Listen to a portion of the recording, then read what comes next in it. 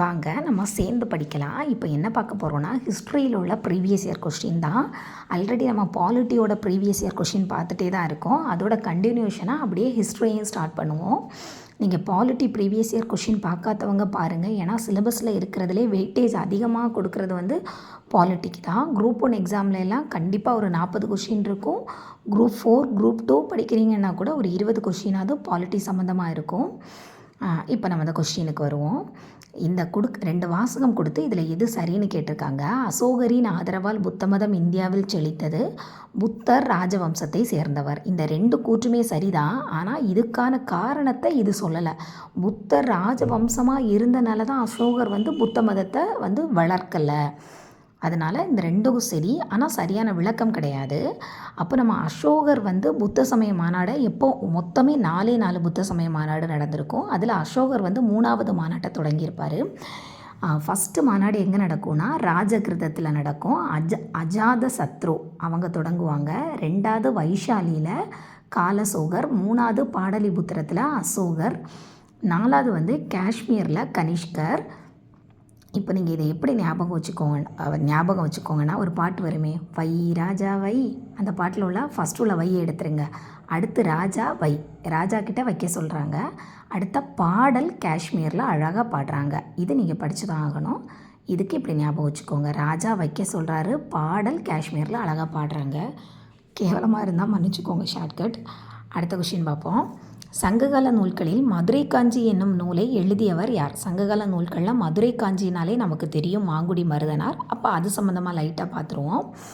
இது வந்து மதுரை காஞ்சி, இந்த நூலே வந்து நிலையாமையை கூறக்கூடிய நூல் தான் மதுரை காஞ்சி. இதோட பாடலடிகள் பார்த்தோன்னா 782.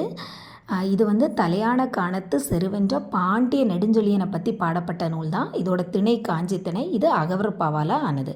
இதில் நெடுங்கிள்ளின்னு சொல்லக்கூடியது சோழ அரசனை சொல்கிறாங்க. அடுத்த கடியலூர் உருத்திர கண்ணனார் எழுதியது தான் இந்த பெரும்பானாற்றுப்படை. இதை நம்ம வந்து சமுதாய பாட்டுன்னு சொல்கிறோம். இப்போ அடுத்த கொஷின் போமா.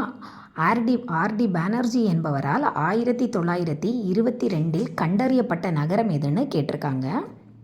ஃபஸ்ட்டு இந்த கண்டுபிடிப்பெல்லாம் தொடங்குறதுக்கு காரணமாக இருந்தது யாருன்னா சர் ஜான் மார்சல் தான். அவர் வந்து 1902 தான் இந்தியாவுக்கு வருவார். அந்த டைமில் நமக்கு ஆளுநராக யார் இருந்திருப்பார்? இந்தியாவோட வைசிராயா ஹர்ஷன் பிரபு இருந்திருப்பார். ஹர்ஷன் 1899 வந்துடுவார். 1905 வங்க பிரிவினை நடக்கிறது வரைக்கும் அவர் தான் இருப்பார். அவர் தான் இவரை அப்பாயின்மெண்ட் பண்ணுவார். இவரோட முயற்சியினால தான் நமக்கு ஒவ்வொரு நகரமாக கிடைக்கும். ஃபஸ்ட்டு ஹரப்பாவை கண்டுபிடிக்கிறாங்க 1921. தயாராம் ஷாகனி. அடுத்த மொகஞ்சதாரோ சிந்து நதியில். மொகஞ்சதாரானாலே ஆர்டி பானர்ஜி. முகம் பேனரில் தானே நம்ம முகமெல்லாம் போடுவோம். அப்போ மொகஞ்சதாரோ ஆர்டி பானர்ஜி. இந்த மொகஞ்சதாரோ எங்கே இருக்குன்னா சிந்து நதி பக்கத்தில். ஹரப்பா எங்கன்னா ராவி நதி. இதெல்லாம் சிந்து நதியோட கிளை நதிகள் தான். அடுத்து பார்த்தோன்னா லோத்தல் வந்து எங்கே இருக்குன்னா குஜராத்தில் சபர்மதி ஆற்று பக்கத்தில் இருக்கும்.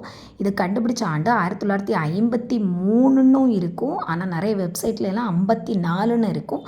ஸோ நீங்கள் ஆப்ஷனில் இருக்கிறத வச்சு பார்த்துக்கோங்க. இதுதான் ஃபஸ்ட்டாக நம்ம கட்டின செயற்கையாக நம்ம கட்டின ரொம்ப பழமையான துறைமுகம் வந்து லோத்தல். அடுத்த காளிபங்கன் வந்து எங்கே இருக்குன்னா ராஜஸ்தானில் இருக்குது. இது 1953 கோஷ் கண்டுபிடிச்சார். லோத்தலை வந்து எஸ்ஆர் ராவ். காளிபங்கன் வந்து காகராட்டில் இருக்கும். லைட்டாக நீங்கள் சிந்து சமவெளி நாகரிகத்தை ரொம்ப பார்க்க வேணாம். நீங்கள் 6th புக் தான் ஓரளவு ரீட் பண்ணாலே உங்களுக்கு நிறைய விஷயம் அதில் தெரிய ஆரம்பிச்சிருவோம். ப்ளஸ் ப்ரீவியஸ் இயர் கொஸ்டின் கொஞ்சம் பார்த்தாலே நம்ம அடிச்சிடலாம். இதில் ஒரு 4 கூற்று கொடுத்து எது தவறானதுன்னு கேட்டிருக்காங்க, பார்ப்போம். சிந்து சமவெளி மக்கள் சுட்ட செங்கற்களை பயன்படுத்தினார்கள். கரெக்டு தான். அதை வச்சு வீடும் கட்டியிருப்பாங்க, கழிப்பறையும் கட்டியிருப்பாங்க. சுமார் 4700 ஆண்டுகளுக்கு முன்பு இந்நாகரிகம் வளர்ந்தது. இதுவும் கரெக்டு தான். 3300 கிமு. இப்போ வந்து ஒரு 2000 ஆண்டு தான் போயிருக்கு. ப்ளஸ் பண்ணால் கிட்டத்தட்ட இது வந்துடும். அடுத்த ஹரப்பா என்ற சிந்திமொழி சொல்லுக்கு புதையுண்ட நகரம் என்று பெயர். கரெக்டு தான். இது புதையுண்ட நகரம் தான். சதுர வடிவிலான 100கணக்கான முத்திரைகள் இங்கு கண்டெடுக்கப்பட்டுள்ளன. அது சதுரம் கிடையாது, உருளை வடிவம். 6th புக்கில் பேஜ் நம்பர் 154 மேலே இருக்கும். நீங்கள் பார்த்துக்கோங்க போய். இது வந்து உருளை வடிவிலான 100கணக்கான முத்திரைகளை தான் இங்கே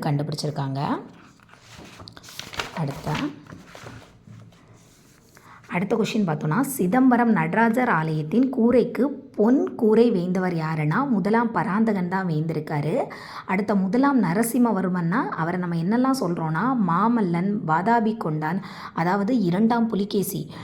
அவரை நிறைய பேர் அவர் தோற்கடிச்சிருப்பார். ஆனால் அவரை தோற்கடித்தவர் இந்த முதலாம் நரசிம்மவர்மன் தான். அடுத்த பார்த்தோன்னா முதலாம் ராஜராஜன். இது உங்களுக்கு தெரியும், ராஜராஜ சோழன்னாலே தஞ்சை பிரகதீஸ்வரர் கோயில். அடுத்து முதலாம் ராஜேந்திரன் கங்கை கொண்ட சோழபுரம். இதையெல்லாம் யுனெஸ்கோ அங்கீகரிச்சிருக்கு பாரம்பரிய தலமாக. தஞ்சை பிரகதீஸ்வரர் ஆலயத்தை எப்போ இது பாரம்பரிய தலமாக அங்கீகரிச்சுக்கிறதுனா 1987. அடுத்த ஐராவதீஸ்வர் கோவில் கும்பகோணத்தில் இருக்குது, அதுவும் 1987. கங்கை கொண்ட சோழபுரமும் 1987. இதை தாண்டி மகாபலிபுரத்தை 1984லையும், நீலகிரி மலை ரயில் அதை 2005லையும் இது யுனெஸ்கோ அங்கீகரிச்சிருக்கு. அடுத்து பார்த்தோன்னா மதுரை கொண்டான் என்று புகழப்பட்டவர். மதுரை கொண்டான் யாருன்னா முதலாம் பராந்தகன்.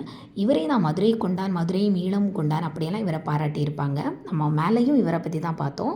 சிதம்பரம் நடராஜர் ஆலயத்தின் கூரைக்கு பொன் வைந்தவர் முதலாம் பராந்தகன். அடுத்த சிம்ம விஷ்ணுவின் மகன் யாருன்னு கேட்டிருக்காங்க, முதலாம் மகேந்திரவர்மன். சிம்ம விஷ்ணுவோட மகன் யார்? முதலாம் மகேந்திரவர்மன்.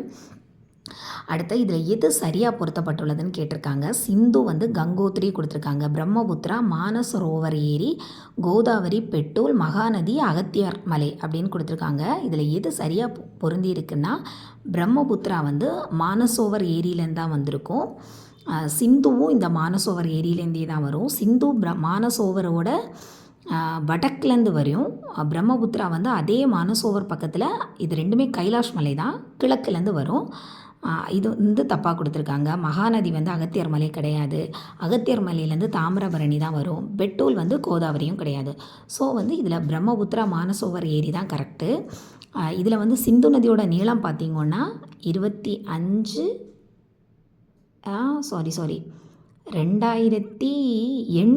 சம்திங் வரும். பிரம்மபுத்திரா 2900 வரும். இந்த பிரம்மபுத்திராவை எதோட கனெக்ட் பண்ணி நான் ஞாபகம் வச்சுக்கிட்டேன்னா, பிரம்மபுத்திரா நதியோட நீளம் எவ்வளவு? 2900. அதே மாதிரி இப்போ நம்ம இந்தியாவை எடுத்துப்போம். இது சும்மா நான் இந்தியா மாதிரி இல்லை, சும்மா இந்தியா மாதிரி போட்டுப்போம். இதில் இங்கே கீழேருந்து மேலே பார்த்தோம்ல, இது என்னது? காஷ்மீர், இது கன்னியாகுமரி. இந்த லெந்தையும் படிப்போம். அதே மாதிரி இங்கே குஜராத்து, இங்கே அருணாச்சல பிரதேசம், இந்த லெந்தையும் படிப்போம்.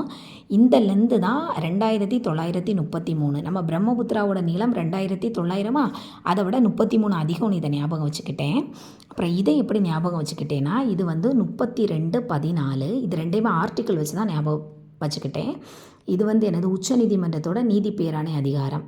இது 32. 14 சட்டத்தின் முன் அனைவரும் சமம். அப்போ 32, 14 இந்த 2 ஆர்டிக்கிளையும் வச்சு இந்த லெந்தையும் இது பிரம்மபுத்திரா நதியோட கனெக்ட் பண்ணி ஞாபகம் வச்சுக்கிட்டேன். அடுத்து இந்தியாவோட பரப்பளவை எப்படி ஞாபகம் வச்சுக்கிட்டேன்னா, நம்ம இந்தியாவை சுற்றி எத்தனை கடல் இருக்குது? 3 பக்கம் கடலால் இருக்கா? அப்போது அதுக்கு பதிலாக 3. நம்மக்கிட்ட எவ்வளோ மாநிலம் இருக்குது? 28 மாநிலம் இருக்குது. அதுக்கு அடுத்த 2 ஆர்டிக்கிள். குடியரசுத் தலைவரோட மன்னிக்கக்கூடிய அதிகாரம் 72. அடுத்த துணை குடியரசுத் தலைவரோட ஆர்டிக்கிள் 63. மேக்ஸிமம் நான் எல்லாத்தையும் ஆர்டிக்கிளோட தான் வச்சு ஞாபகம் வச்சுப்பேன். உங்களுக்கு பிடிச்சிருந்தா ஞாபகம் வச்சுக்கோங்க, இல்லைனா நீங்கள் கூட நல்ல ஒரு ஷார்ட்கட் வச்சு ஞாபகம் வச்சுக்கோங்க. அடுத்து பார்ப்போம். கீழ்கண்டவற்றுள் துருக்கி ஆதீனத்தை இந்தியாவில் தோற்றுவித்தவர் யார் அப்படின்னு 4 ஆப்ஷன் கொடுத்து கேட்டிருக்காங்க. துருக்கி ஆதிக்கத்தை இந்தியாவில் தோற்றுவித்தவர் குத்புதீன் ஐபக் தான். இவர் அடிமைகள் வம்சத்தை தோற்றுவிப்பார். இவர் ஆக்சுவலி ஒரு 4 வருஷம்தான் இந்தியாவை ஆட்சி பண்ணியிருப்பார். அடுத்து ஒரு ஒரு குதிரை பந்து விளையாட்டு ஒன்று விளையாடிக்கிட்டு இருக்கும்போது அதில் அடிபட்டு இறந்து போயிடுவார். குத்புதீன் ஐபக்குக்கு அடுத்து இல்துமிஷ் வருவார். இல்துமிஷனுக்கு அடுத்த மகள் மட்டும் ரஷ்யா ஒரு 4 வருஷம் இருந்திருப்பாங்க. அடுத்து பால்பன் ரொம்ப வருஷம் ஆட்சி பண்ணுவாங்க. இதுதான் இவங்களோட ஆர்டரில் வரும். அடுத்த இடைக்கற்காலத்தின் காலம் எதுன்னா 8000லேருந்து 4000. அதை 8000 இருந்து 1300 வரைன்னு சொல்லலாம். இது ஒவ்வொரு புக்லேயும் ஒவ்வொரு மாதிரி வேறுபடும். நீங்கள் 8000லேருந்து 4000 ஞாபகம் வச்சுக்கோங்க. அடுத்தா 1857. இது புரட்சி, பெரும் புரட்சி இந்த வருஷம்தான் நடக்குது. இதே வருஷத்தில் தான் சென்னை, கல்கத்தா, பம்பாய் 3 இடத்துலையும் நம்ம பல்கலைக்கழகமும் கொண்டு வரோம். இதில் இந்த வருஷத்தில் ஹரப்பா தொல்பொருள் சித்தலமடைய காரணம் என்னன்னு கேட்டிருக்காங்க. பார்த்தோம். ரயில் பாதை அமைக்கிறதுக்காக ஃபஸ்ட்டு ரயில் பாதை 1853 அமைச்சிருப்பாங்க, மும்பை டு தானே. அடுத்தது வந்து 1856 அமைக்கும்போது தான் ரயில் பாதை அமைக்கிறதுக்காக அந்த கற்களை எல்லாம் பயன்படுத்தியிருப்பாங்க. அடுத்து இந்திய சுதந்திர கட்சி எங்கு தொடங்கப்பட்டதுன்னு கேட்டிருக்காங்க. இந்திய சுதந்திர கட்சி எங்கு தொடங்கப்பட்டதுன்னா டோக்கியோ வந்து ஜப்பானில் இருக்குது. இது யார் தொடங்குறாருன்னா ராஜ்பிகாரி போஸ். அடுத்த லாலா லஜபதி ராயால் எழுதப்பட்ட நூலின் பெயர் என்னென்னா அவரால் எழுதப்பட்ட நூலின் பெயர் அன்ஹாப்பி இந்தியா. கீதாஞ்சலி யார் எழுதியிருப்பாருன்னா நம்ம நோபல் பரிசு 1913 வாங்கின ரவீந்திரநாத் தாகூரோட நூல் தான் கீதாஞ்சலி. அடுத்த டிஸ்கவரி ஆஃப் இந்தியா எழுதினது வந்து ஜவஹர்லால் நேரு. மகாராட்டம் இது நூலானே எனக்கு தெரியலை, உங்களுக்கு தெரிஞ்சிருந்தால் நீங்கள் இந்த